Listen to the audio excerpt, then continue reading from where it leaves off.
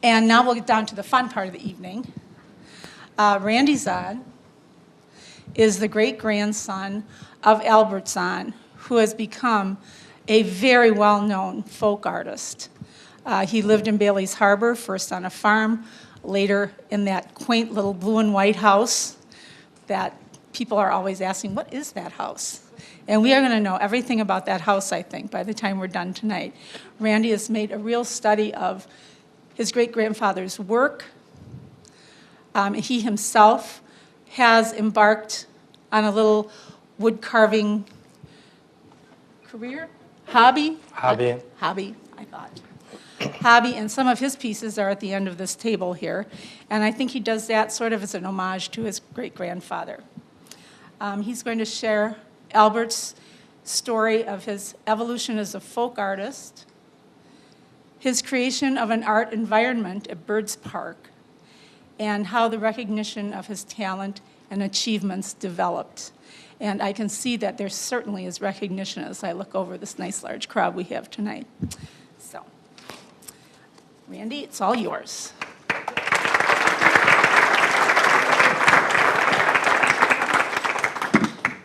I'd like to thank everybody for coming tonight. And I'd like to share Albert's story with you. Albert August Zahn was born February 1st, 1864 in Niederwitz, Germany. Niederwitz is part of the province of Pomerania, just south of the Baltic Sea. And now it's part of present-day Poland. He immigrated to America in 1879 at the age of, I have 15. I've read so many articles, so many different ages, I'm not sure which it is. And he immigrated with his parents, Carl and Ernestina, and with a brother and a half-sister. Albert had at least one more brother that remained in Germany. And just a little side story, Albert's brother's son that immigrated to the United States in the early 1900s, his name was August. And in Germany, he learned the trade of being a blacksmith, and he was a Bailey's Harbor blacksmith. And my great-grandfather, when he immigrated to the United States, he stayed with my great-grandfather, which would have been his Uncle Albert, and around Bailey's Harbor, he's just known as a blacksmith. Albert, with the help of his Uncle Albert, August, with the help of his Uncle Albert, and Albert Jr. built the half-timber and stove-block building, and August and his family lived in the house, and the blacksmith shop was next door. Now it's the Blacksmith Inn. So I know there's a lot of people that are wondering what the connection was. It was the blacksmith was the woodcarver's nephew. And the rest of the family sailed from Bremen, Germany on a ship called the Frankfurt. When the ship stopped, the family arrived at the port of Baltimore in Maryland. After the ship docked, Albert's brother departed from the rest of the family and continued further out west. The remainder of the family settled in Forestville because they already had family there. The reason they left Germany, this is in Holand's Door County book too. It said the life left behind in Germany was much the same as slaves that worked for the large estate owners. All the men in Pomeranian area were required by the government to serve in the military. Due to the military requirement, there were very few horses left for the farming. And with the lack of horses, they said it was a common occurrence to see two women and a dog hitched to a plow with another woman holding the handles plowing their field.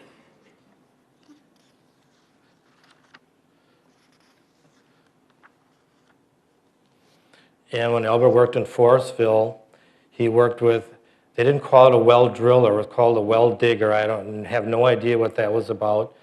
But then they came up and worked in the Bailey's Harbor area. And this is the reason he came to Bailey's Harbor.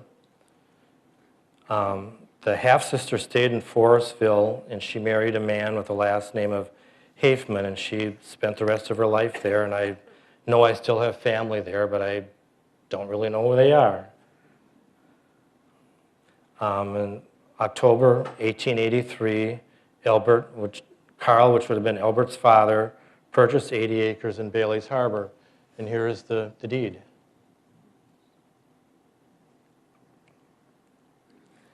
And the 80 acres were purchased from somebody by the name of William Dorn and August Hemphill for $150. And there were 3 payments made, $50 payment at the time of sale, later on another payment of $50 with $7 interest, and the last payment of $50 with $3.50 interest. And if this farm had been cleared, or I have no idea. I'm sure there still would have been a lot to do on it. If all of Bailey's Harbor had been logged over, so that there were stumps and rocks, and a lot of them would have had a cabin on. Whether this had a cabin on or the first house was the one that he built or not, I have no idea about that either. Anyway, Carl and his wife Ernestina named their farm the Silver Dew, and the original homestead is located now on what's East Meadow Road, about 5 miles north of Bailey's Harbor. Then later on, Albert purchased another 20 acres. That would have been in 1887, and I just remember stories about how there were logs on there yet, and they chained them together and burned them in order to clear the land so they could farm it.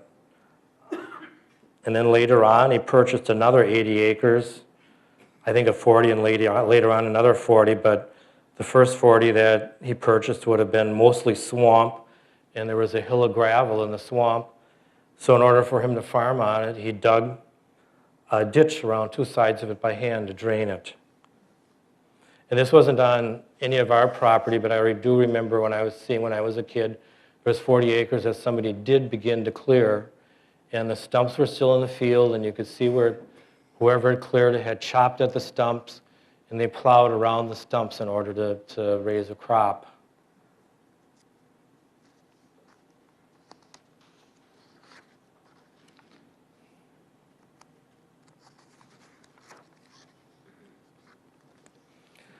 And Albert constructed a large fieldstone barn. I still think it's one of the larger barns in the area. I went and measured it. It's about 40 by 80.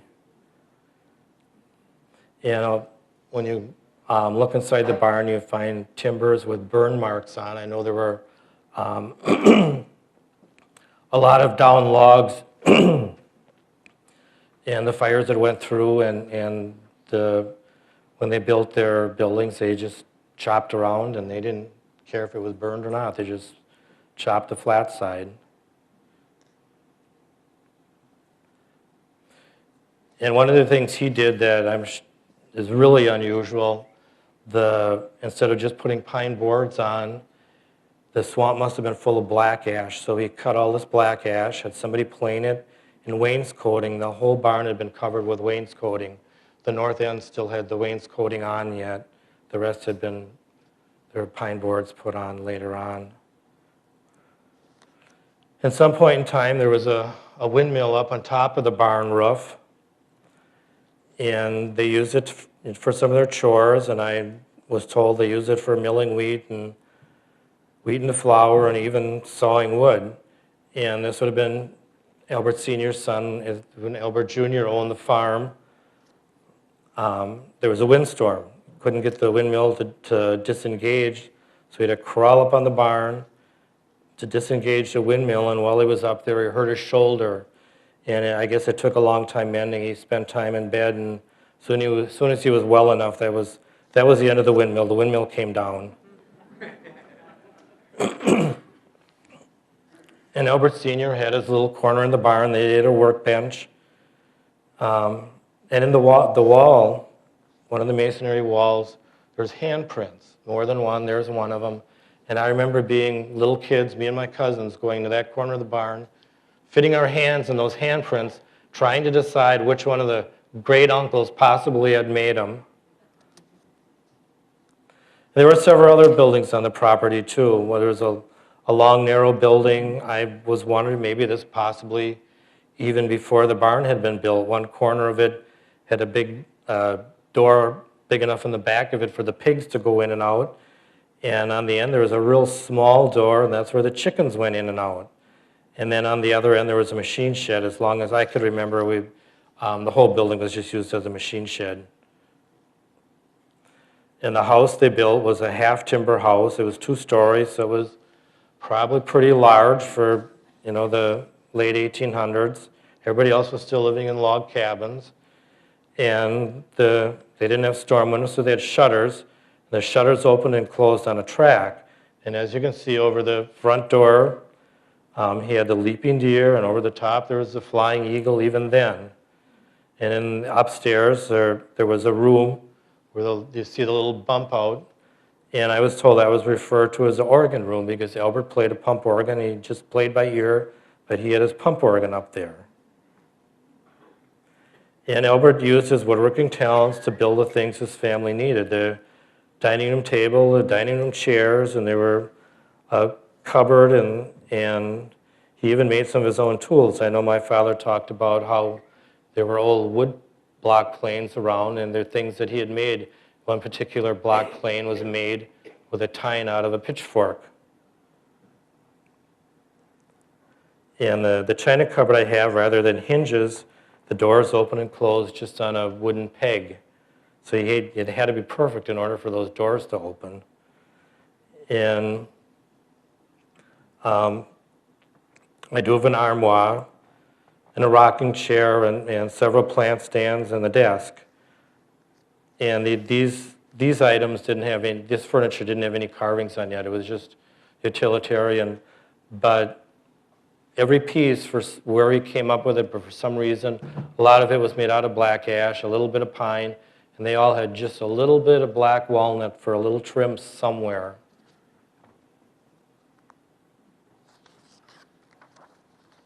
And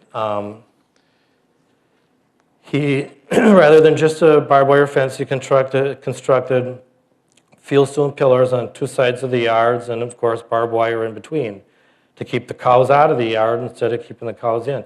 And I remember one story somebody had told me about people traveling all the way to the end of the dirt road just to photograph that house. And a picture turned up on the Wisconsin Historical Society collection, and the title for this picture was, the picture is of the photographer's son, Ferdinand Holtz. He's winding film in his camera in front of the Albert Zahn house.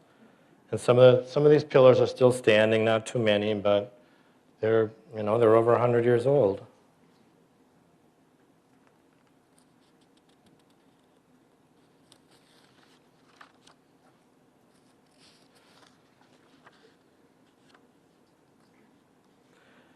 Then Albert Sr. married Louise Strag, May 15th, 1891. It was at the Christ Lutheran Church, and that's kind of the corner of 57 and Q, and it's on the hill. And Albert, I guess, helped build the church, and when he was a member there, he played the pump organ. I don't imagine they played a lot of songs because he only could play the pump organ by ear, but it was all the important ones.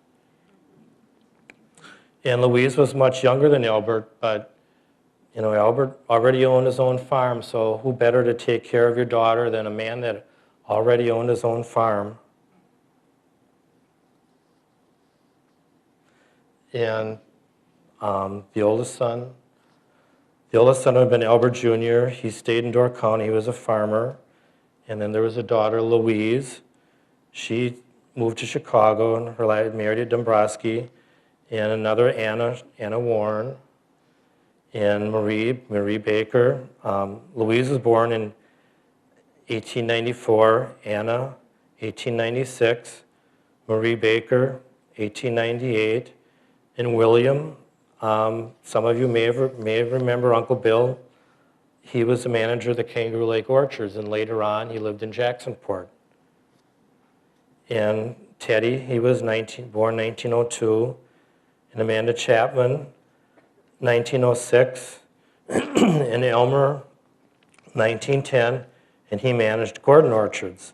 And Evelyn Langer was the youngest, and Evelyn with her husband owned Cedar Ridge Greenhouse, and when you went past their garden, there never was a weed in it.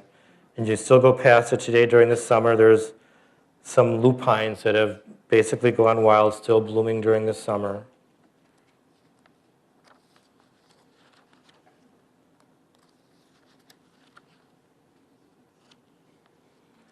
And one of the first things that a farm would have needed was a team of horses. And after I looked through the first couple of tax receipts, and one of the 40s were missing, and I never understood what happened. And I asked my father, and he says, I don't know. He said, all I know is there was a story where the family lost a piece of property in a horse deal. And I was reading the story in Holand's History of Door County. So this kind of explained what may have happened. And the story took place in the 1880s, and it revolved around Henry Hamill and Leopold Jacobs and the horse deals they made with the farmers. The two men had horses to sell, and many of the farmers were in dire need of them. So the horses were sold at what was a reasonable price, and they secured it with a mortgage against their real estate. And after the farmers purchased the animals, it didn't take long, there'd be some sort of defect in either one or both of the animals. And it's later on, not long after that, the men would be, these two guys would be in town again, selling horses again, and they would talk to the farmer and say, oh, you know, you've had really bad luck. I've got another team of horses that's better than the last one, and let's make another deal. But the deal always ended up with costing the farmer more money. And so the farmer would realize that the notes and loans that they had made for what would ended up being a third-rate team of horses costed them anywhere from $1,000 to $1,500, and it got to the point where they couldn't pay, and due to the large amount of money, many of the farmers could not pay off their notes and ended up losing their land or other items of value. And this was in Holand's book. It said in the 1890, there was about 13 farms deserted in Bailey's Harbor as a result of the deal that the farmers made with these two men. And then as I was going through some of the old receipts,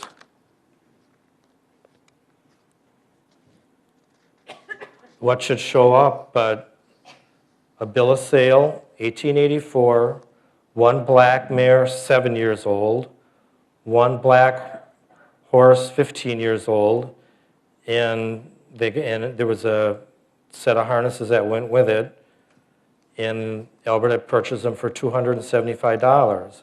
And one of the names on the bill of sale, Henry Hamill.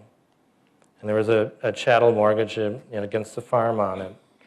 And he had 5 years. It was a 5-year loan at the rate of 4%. And then there were some other loans and things that I found. I found one in 1883. They had borrowed $30 from Jacob Rand, and he had 4 months to pay it back at 10% interest. And then there was another one I found, 1896. It was for $140 credit from the McCormick Harvesting Machine Company. And anyway, in order to have credit for this $140, he had to put up his team of horses and 6 cows. So I guess in 1896, my great-grandfather would have owned 6 cows, and there would have been other farm animals, and the chickens and the pigs and probably some sheep, but they were of no real value. And some of the other things that turned up in 1897, he bought a 4.5-foot mower, and it was purchased from McCormick Deering for $55.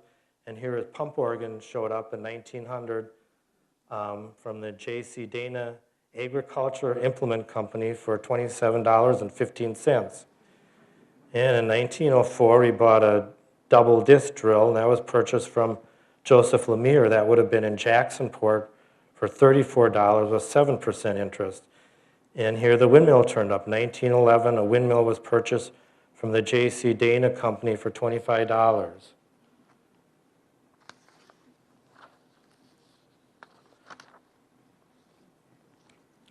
And Albert was never a hunter. There was only one hunting story that was told to me when Albert was deer hunting. He found his target, shot his rifle, and his rifle had a name. The rifle would kick, so he called it Cowfoot. And after Albert shot the deer, he went over to it. The deer jumped up, Albert on his back. So Albert rode the deer till he cut the deer's throat. And when they dressed the deer out, the only bullet hole they could find was one through the deer's ear. So that was kind of the end of his hunting. But I always kind of took this for granted, but he did some taxidermy too. He would, these are, like I said, these are 100 years old. He would stuff the heads, and the skulls were still in them. And he would just stretch the neck over a hollow cedar rail, and some of the deers had eyes, some of them didn't. And he'd stick some red material in the mouth that kind of resembled a tongue. And that was it.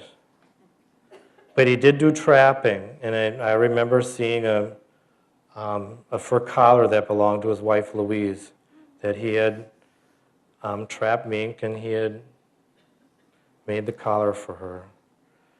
And then there was another story about, since Albert didn't like to do the butchering, his father-in-law came over with the intention of butchering a sheep buck. As soon as the man arrived, Albert would disappear because he wanted no part of it. And the sheep had a different plan in mind. The sheep had chased the father-in-law up into the beams in the barn. And the only person that was around was Albert Jr. That would have been my grandfather, and he was still a young child. And he had to clip the sheep alongside the head and knock it out so his father-in-law could not come down from the beam. And then there was another story about great-grandma. It must have been through the summer, and it was dry. One day they looked out the window, and here there was a bear drinking out of the cattle's watering trough. The men weren't home, only Louise with the children. So Louise shot at the bear, and all she had was like a small handgun, and scared the bear away. It wouldn't have hurt the bear. And years later, I found this small handgun in the orchard, all rusty, buried in the dirt, and I saved it. I always like to think that was the gun that that Louise shot at the bear with.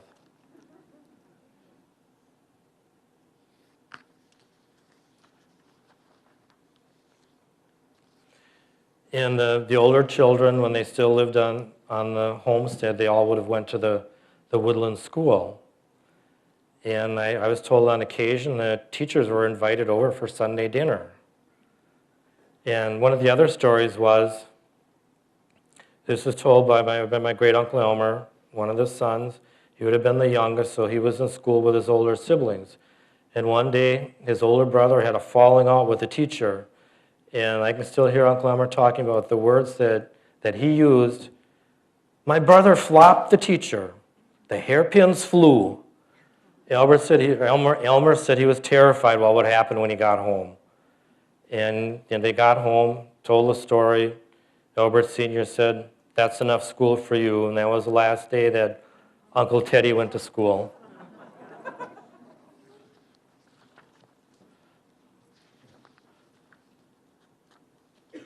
And this is just kind of a little side thought, but deer hunting was always an important part of my family's history, even though Albert did not hunt. However, he was always happy when his sons hunted, though, because it meant he would get some venison.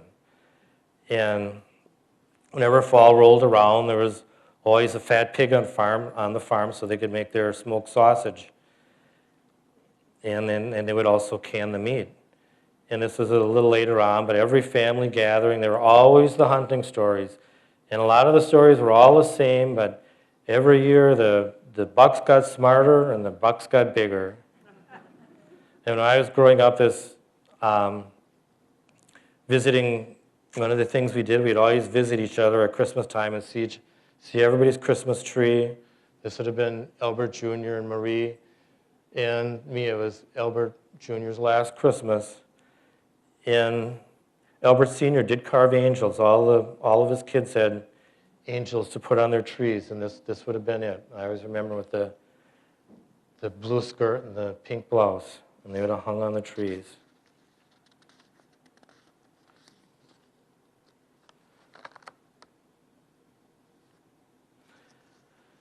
And with being a farmer, it was always important, and it was always a struggle to find enough feed for your cattle. So the Albert Sr. would go down to Mud Lake, into the swamp, and he'd cut marsh hay, stack it up, stack it so the rain would run off, and then when the ground would freeze and fall, he would go back into the swamp and haul that hay out for the horses and the cows. And there's one story, this was in The Advocate, 1919, the 9th month, the 12th day, where there was a disagreement. Gus Miller of Liberty Grove was given $153 in damages by the jury in the case against Albert Zahn Jr. The case was for assault and battery in a fight that occurred in the town of Bailey's Harbor in May. It was the alleged defendant bit a piece of Gus' earlobe off.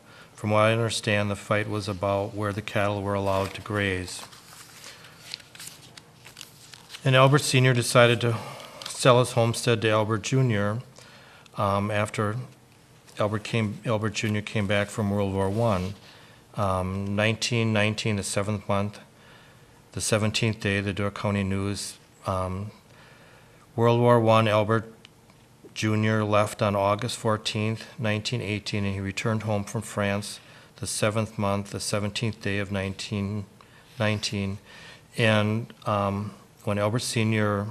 left Germany, came to the United States, one of the reasons were because of the military, so he didn't want any of his sons to have a birth certificate. So whether Albert Jr. was drafted or whether he went to the military on his own, I have no idea. And then shortly after Albert was back from the military, he married, and I found this wedding announcement in the Door County News, the 10th month, the 7th day, 1920. The marriage of Marie Pagel of Kohlberg and Albert Zahn Jr. of Bailey's Harbor. The wedding took place in the German Lutheran Church at 7 o'clock by Reverend Hinthel officiating. The wedding is a very pretty affair. The bride was dressed in a gown of white satin and Georgette crepe, with veil, and carried a shower bouquet of white roses in Lily of the Valley. She was attended by Miss Martha Pagel, her sister, as maid of honor, and Miss Amanda Zahn, sister of the groom, as bridesmaid. The groom was attended by Theodore Zahn as best man and William as groomsman. After the ceremony, the wedding party, consisting of relatives of the contracting parties, repaired to the home of the bride's parents, Mr. and Mrs. August Pagel, where a reception was held. The home was prettily decorated for the occasion, and a scrumptious dinner was served.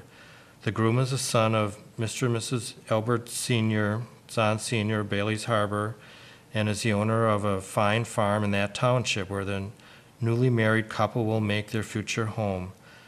Their many friends joined in wishing them a long and prosperous wedding life. With the eldest son, Albert Jr., on the homestead with his wife, Marie, and children, Albert Sr. decided to move to town. By moving to town, he was in walking distance of the things they needed. Albert never had a driver's license, so being able to walk from place to place was very important.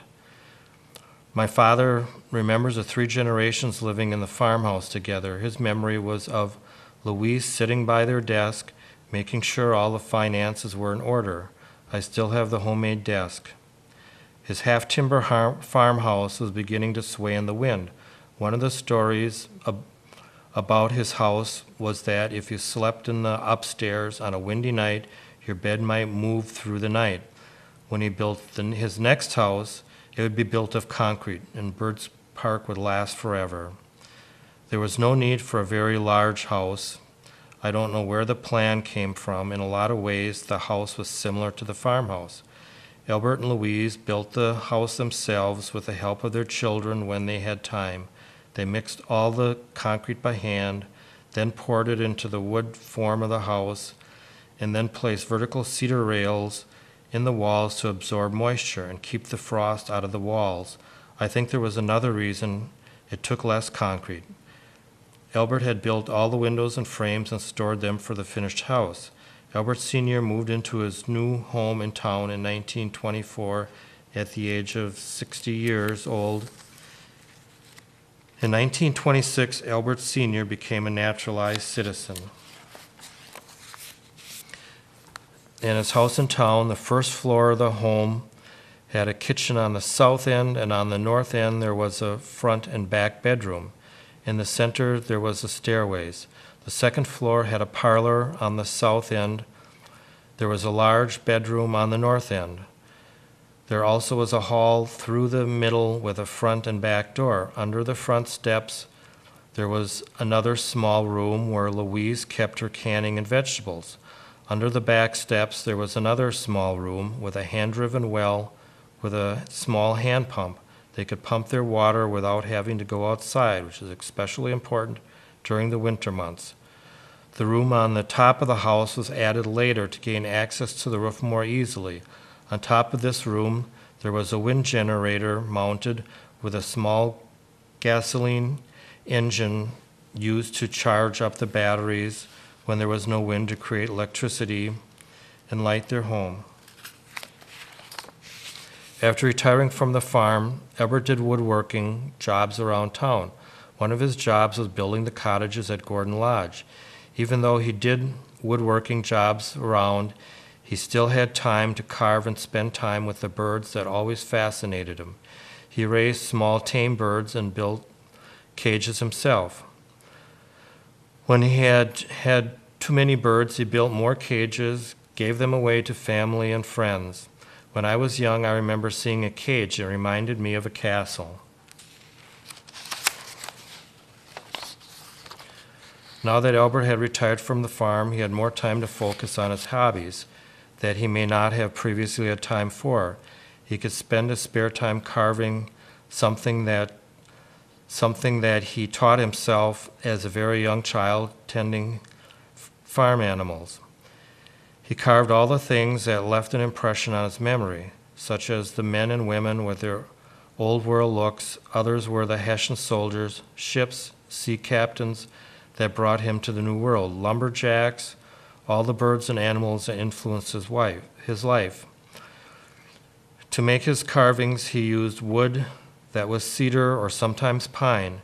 Albert would bring in pine stumps home for kindling to be used in the wood stove. If the stumps had straight grain in the wood, he would pick them up and start carving. To do his carvings, Albert used a pocket knife, handsaw, and hatchet to rough his carvings out. To make the legs on the carvings, wire was used and tin was used for the wings. The tin that was used was from empty tin cans found around the house. Albert did his carving with his wife Louise, helped by doing all the painting.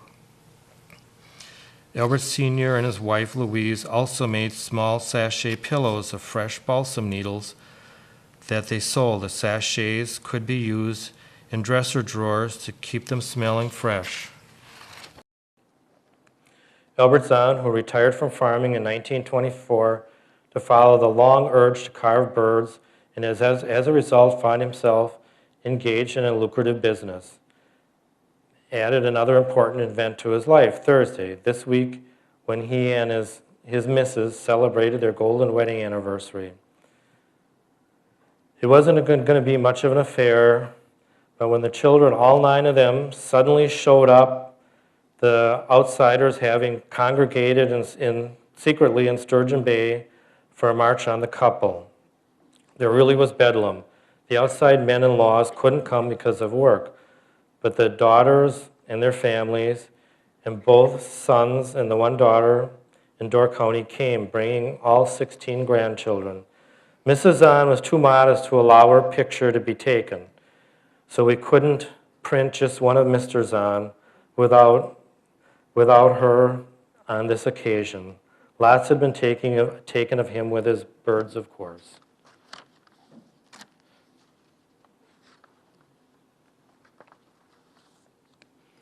And a significant part of Albert's work was inspired by his belief in eternal life. He was schooled for 8 years in Germany in a Lutheran school. He was a very religious man and could preach a sermon that was as good as any country minister. He spent many hours reading his Bible. And many of the carvings reflect his deep Lutheran belief in eternal life. He constructed bird stands with the birds and animals looking upward towards heaven. Sometimes the top of the bird stands had an angel. In addition, all the animals and birds looking up to the heavens. Some of the bird stands that had many figures on the stands, they called the family tree. Some of the birds were inspired by Bible stories that he had read.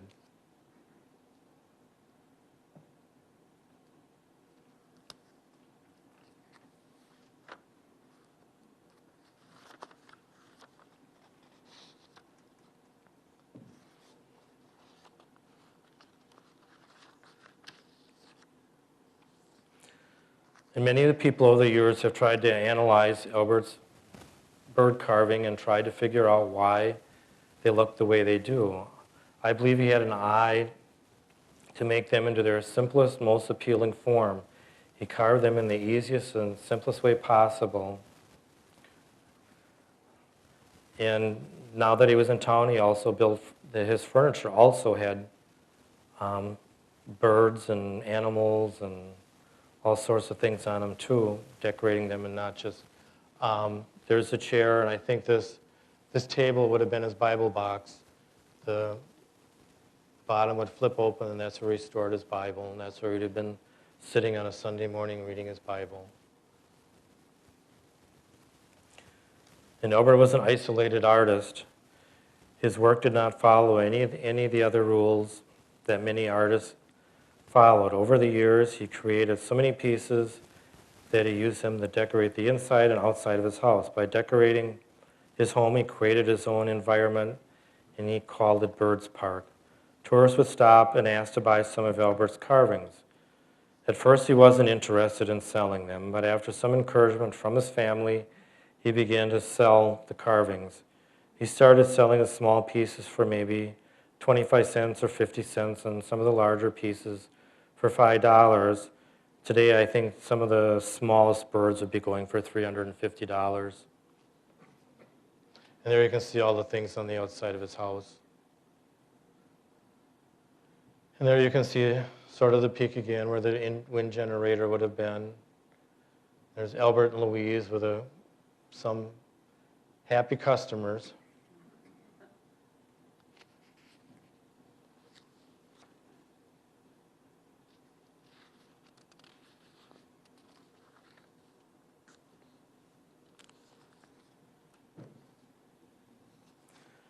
And Albert's pieces can be found in many private collections as well as some of the museums around the country. The museums that have collected include the Art Institute of Chicago, the Guggenheim Museum in New York, and the Museum of Modern Art in New York. The John Michael Kohler Art Center in Sheboygan, which owns probably the largest collection of Albert's carvings.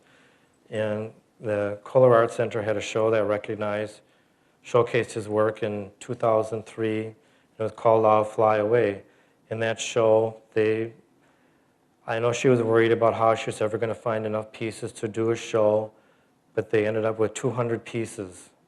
200 pieces were reunited, and then they did a second show, and that was in 2007, and that was with many other artists, and that was included his work called Sublime Spaces and Visionary Worlds. And there's a few private collections. The Bradleys have a very nice collection, and they're kind enough to be here tonight.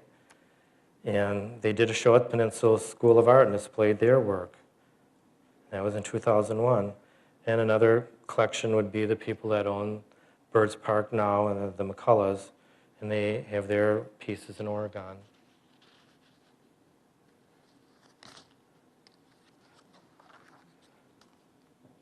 And there's another really nice picture of maybe my great-grandma and grandpa.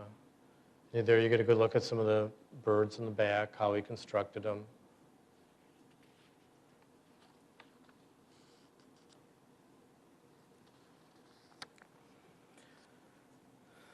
And after Albert's wife Louise died in 1950, he then moved in with his youngest son Elmer. He would have liked to pass his carving skills to one of his family members, but nobody's interested. And without Louise to paint the birds, he lost interest too. He died in 1953 at the age of 89. Albert and Louise are buried in Bailey's Harbor Town Cemetery. He must have left a lasting impression on a lot of his family, because including me, there's grandkids and great-grandkids all carry Albert as a middle name. After Albert and Louise have both died, there's still people asking to buy his work, so they'd open the house and sell some of the carvings. And at the first show at the Kohler, I met a lady that had been buying Albert's work all along, and she'd be selling it in her gallery. And she came for her last visit and bought a whole bunch of pieces, and she ended up with more stuff than she could take home. And Albert's family volunteered to get him down to where they said they were needed to make an apple delivery to Chicago, in the Chicago area. So she was told she needed to be in her gallery early in the morning. She was there. She had the door unlocked. She looked down the street. She said, and there came her precious carving on top of the load of apples. And there were pieces that showed up in the Kohler, and she was showing me. She said, "Oh, I remember having this one selling, and I remember having that one and selling it."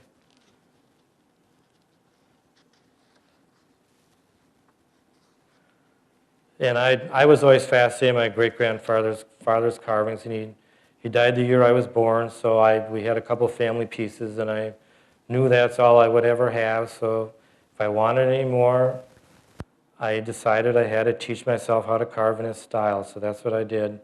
And most of the small pieces on the outside of Birds Park today are pieces that I carved for the McCulloughs.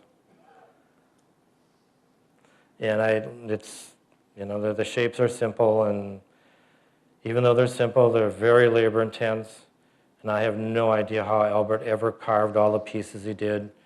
And I'm surprised as many lasted as they did, because people bought them. They were lawn art. They were put in their gardens, on their lawns, and over the years they just disappeared. I remember being at somebody's house once and looking in the garden, seeing this, just something all rotted and thrown in the corner, and I looked closer, and it was one of Albert's deer.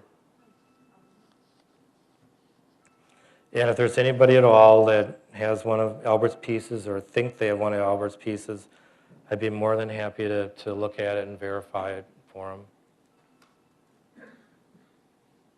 And these are a few of my pieces.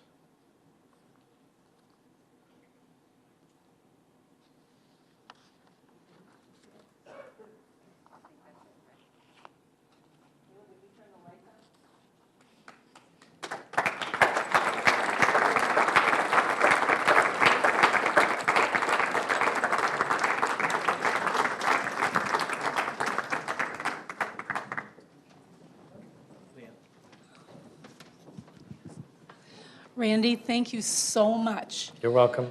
I grew up in Bailey's Harbor and have gone past Birds Park a million times.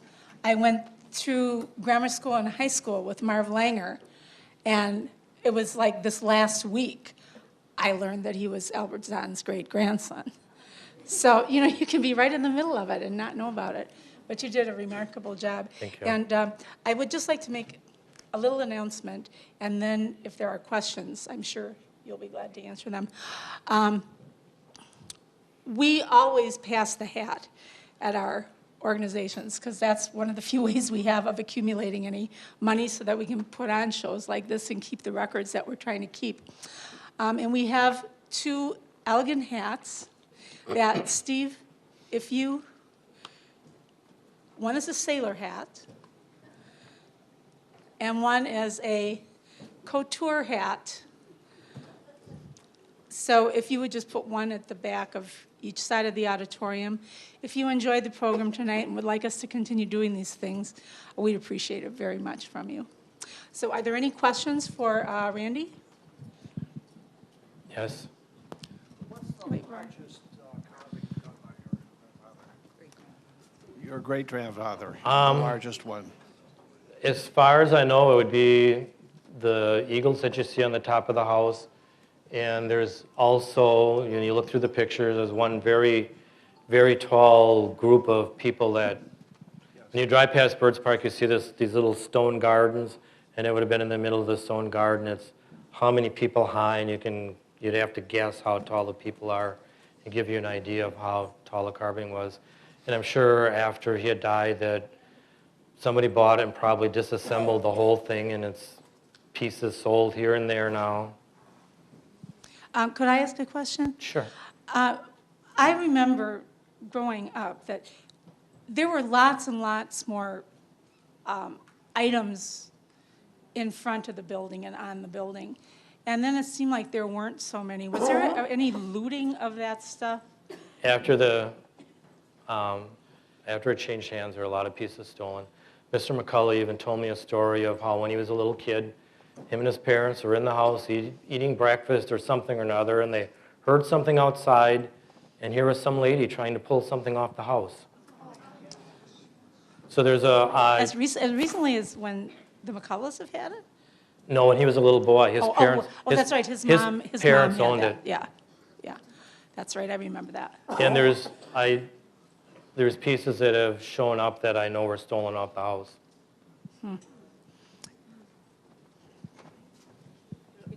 You do that. You're faster. Let's get this. Okay, let's get this gentleman right here. The dogs are such wonderful creatures. Were there any stories? Were there family dogs? I mean, what was the appeal of the dogs? 'Cause they're There wonderful. there was always a farm dog, and he had a dog when he was in town. There was one story about how on Halloween, the neighbor kids were all going to come and push his outhouse over, and I think maybe the dog's name might have been Queenie, went out and grabbed one of them by the pants leg and tore their pants leg. Here, the gentleman over here. Who is over here? Somebody over here?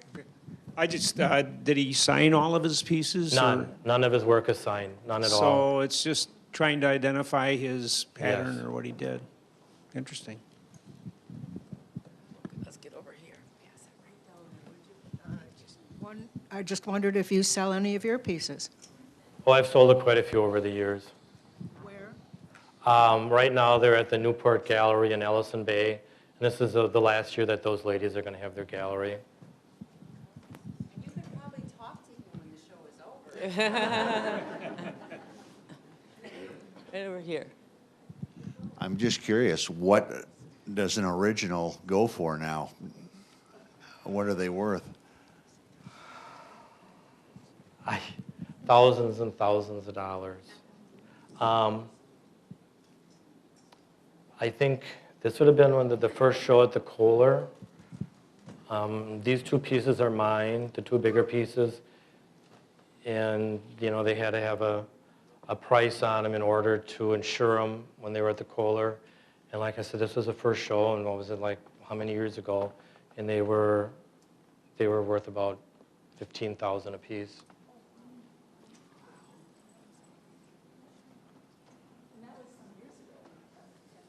Yeah, that's what I say, about 10 years ago. I have one of his birds that's just stained, not painted. Was that typical? At first, when the Kohler did the first show, they wouldn't believe that anything that just was varnished, that they weren't his. I said, oh, yeah. And this is a piece my parents got for a wedding present. The angel is just varnished. And then a lot of them started turning up when they started collecting pieces. What do you think Randy keeps they keep showing up. Why? Why, because I know you've talked about that the one show there'll be this many and then here come a whole lot more. What makes that happen? All I can think is that he carved so many pieces that, and people must have enjoyed them enough that they saved them. Some of them put them on their lawn, and some of them, Then when they hear they're worth $3,000, they dig them out. yeah. then their kids and their grandchildren, oh, gee, I'm glad they saved that. Because I know you've talked about how many more you've seen now than what. Yeah, the one just a few weeks ago, I went to his house and he asked me if I would look at it, and it was a rooster with metal wings on. I've seen him in pictures. It was the first time I've seen a rooster with metal wings.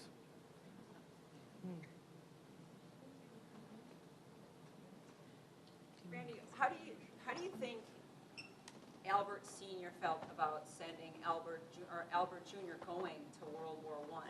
Well, like I said, he didn't even want his kids to have birth certificates because he didn't want them to go.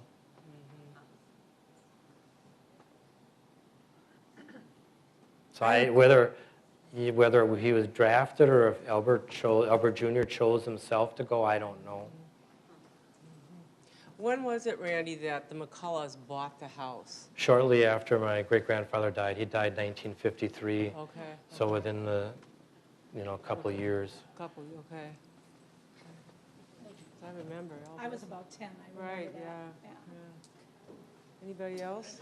You mentioned the name McCullough. There was a McCullough living in the house just south of your great-grandfather. Is that the same McCullough family? I think that was his grandfather. I think that was Robert's grandfather. One of your legal deeds has a signature McCullough on it. Yeah, there must have been more McCulloughs around town at some point. Wasn't that the neighbor that Albert had a fuss with about the boundary line? And No, that would have been the Hayfords. Okay. That was Hayford property. While Hayford was alive, they moved the line back, but as soon as he died, Albert put it back where it was. I think Robert moved it. Robert bought that piece of property with the house on, and he moved it back. So that was the first thing I did. I wanted that to go back.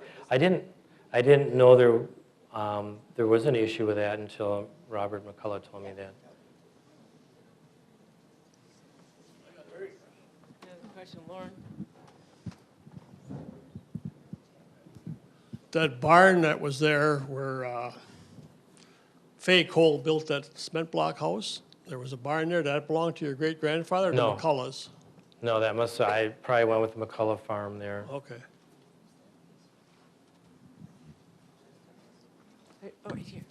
Can you say what kind of wood he preferred to use? Most of it was cedar, but like I said, when they'd bring those big old stumps home and they had that nice straight grain, and I'm sure that would have been pine from the virgin pine that would have been in Door County. What kind of wood do you use? Mostly cedar. Cedar out of the cedar swamp where I live. Do you have all his wood carving tools, Randy? Nothing. Nothing. You don't know what happened to any of that? He just used his pocket knife and his handsaw and his hatchet, so. That was it? Amazing.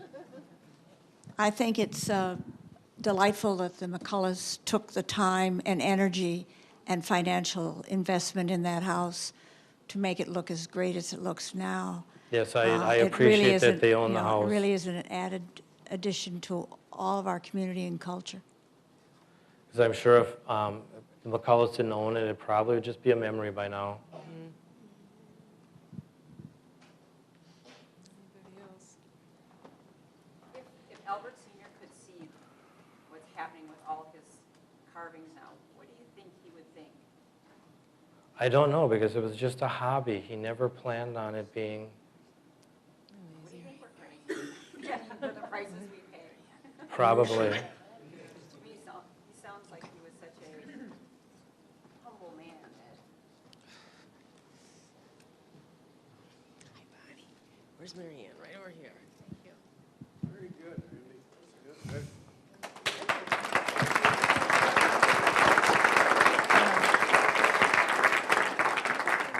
Randy, I think it would be of interest to the people to know that Bob McCullough and his wife have willed the house to the John Michael Kohler Arts Center. It goes directly to them. They had asked me a few years ago when they were doing their will, where should it go? And I felt that the town of Bailey's Harbor couldn't possibly sustain the expense that would be endured in maintaining it. And so I recommended the John Michael Kohler Arts Center because they do have the financial ability to care for it for many years. And I know you feel that way too, Yes, Randy. I agree. And I also wanted to tell people that there still are small birds of Albert Zahn's work that are available in Chicago antique stores. I had been given a hint of where to look, and it's true, they are there. And I did buy some for Bob McCullough because he wanted them, and I did purchase them in Chicago. And all that you do is you say, I'm interested in folk art.